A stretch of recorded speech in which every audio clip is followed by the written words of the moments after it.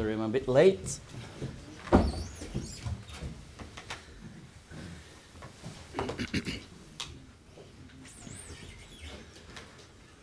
The boss was asking how you're doing, if you're missing him.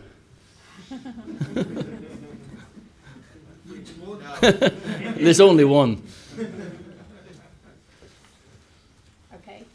Manager's here to take your questions on the game if you'd like to start. Yeah. Thoughts on a second successive win? Say again, sorry? Thoughts on today's win?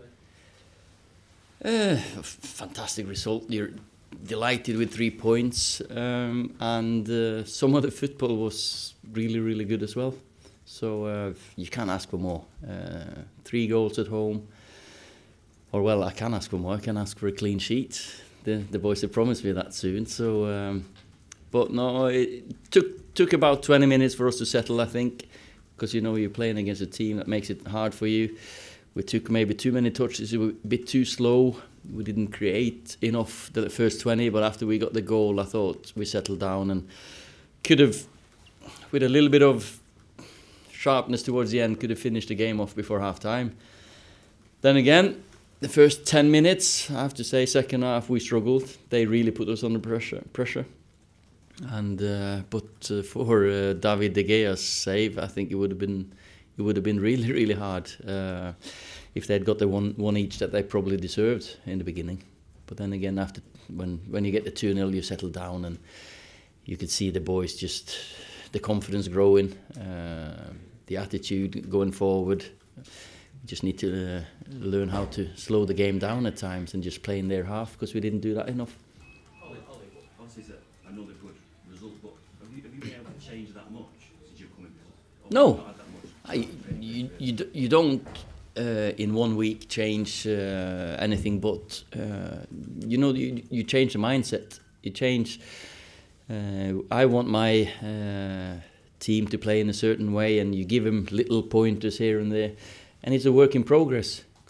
That's what it is. It's going to take time for players to go from one manager and the details he wanted, and I've got a little bit of a tweak. So it will improve as time goes on. And I was just thinking, I said to the staff as well towards the end, when you go 2-0 up, maybe 3-0 up, and you think, next week we'll have Sanchez, Martial back. You got Lukaku to put on, because that, I think maybe we could have really finished them off then.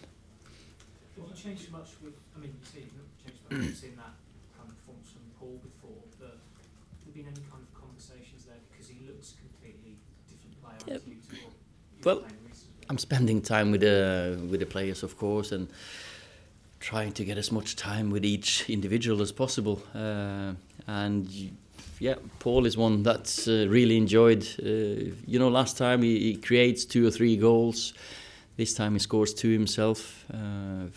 Hopefully, or I think he's enjoyed this tonight or today. Yeah. Sorry. How emotional was it for you tonight? 10 years after your testimonials to be back here. You mentioned you had your family on the stands. So it must have been extra special.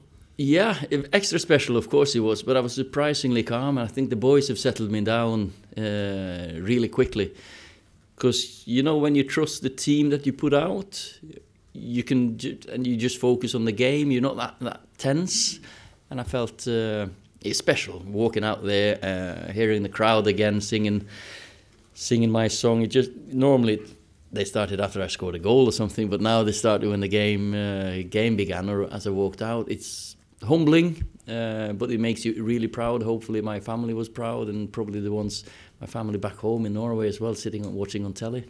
So it was a great day that I'll never ever forget. I'll never ever forget these 2 first games, of course. Sorry. You mentioned Sanchez.